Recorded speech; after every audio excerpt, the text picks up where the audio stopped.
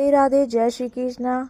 तो हम आपके लिए लाए हैं शनिदेव की एक कथा, 7 चोर और शनिदेव की कथा। बहुत समय पहले की बात है। भारतवर्ष के मध्य में धर्मपुर नाम का एक समृद्ध नगर था।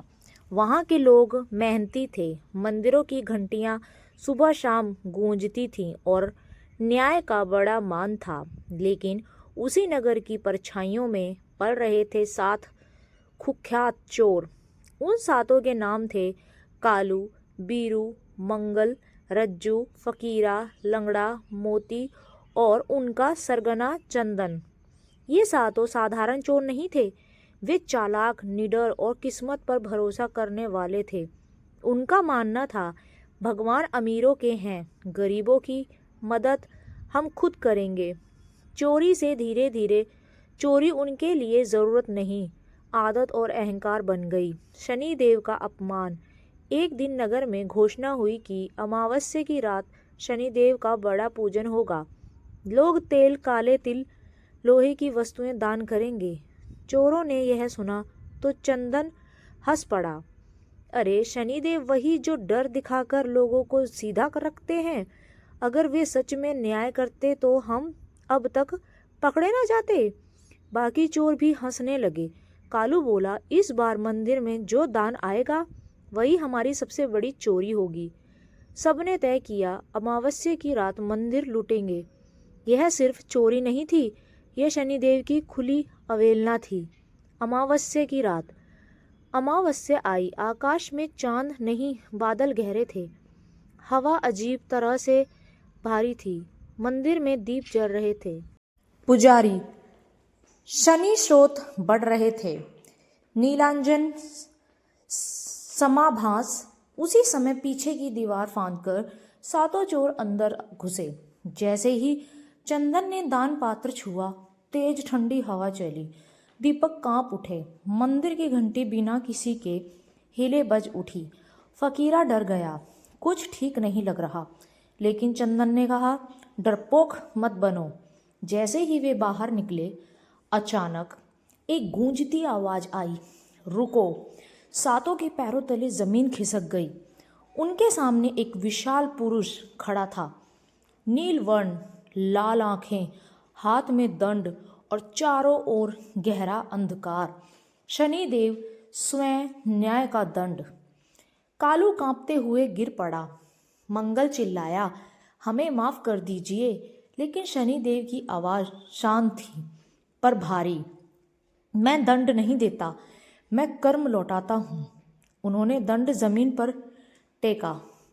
क्षण भर में 7 को 7 अलग अलग दिशाओं में फेंक दिया गया। 7 की 7 सजाएं। कालू, वह अंधा हो गया। अब वह दूसरों पर निर्भर था। वही कालू जो दूसरों की जेब काटता था। बीरू, उसकी आवाज चली गई।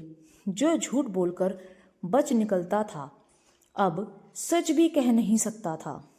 मंगल, वह भयंकर रोग से ग्रस्त हुआ और सोना चांदी होते हुए भी चैन से सो न सका। रज्जू, वह जेल में फंस गया, एक ऐसे अपराध में जो उसने किया भी नहीं था।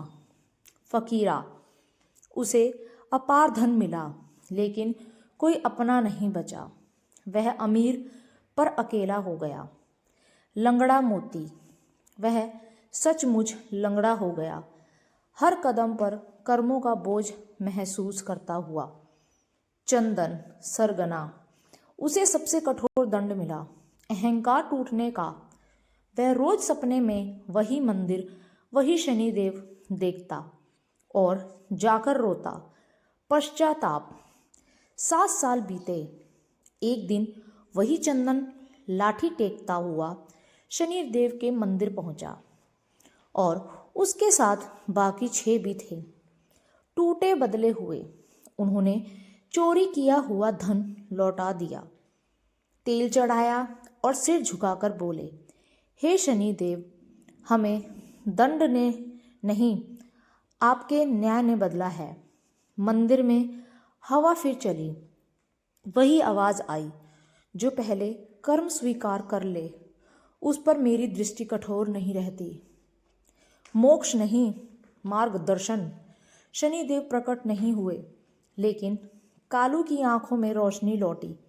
बीरू बोल सका, मंगल का रोग घटने लगा, लेकिन सब कुछ पहले जैसा नहीं हुआ, क्योंकि कर्म का कुछ अंश हर जन्म में साथ चलता है। कथा की सीख। इस कथा से हमें क्या सीख मिलती है? यह कथा हमें सिखाती है शनिदेव से डरना नहीं, कर्म सुधारना चाहिए। चोरी सिर्फ धन नहीं चुराती, आत्मा भी खोखली कर देती है। सबसे बड़ा दंड अहंकार का टूटना होता है और सबसे बड़ा वरदान पश्चाताप। अगर हमारी वीडियो आपको थोड़ी भी अच्छी लगी हो तो वीडियो को लाइक शेयर ज़रूर करें। मिलते हैं अगली एक और नई कहानी में। तब तक के लिए राधे राधे, जय श्री कृष्णा, जय शनिदेव।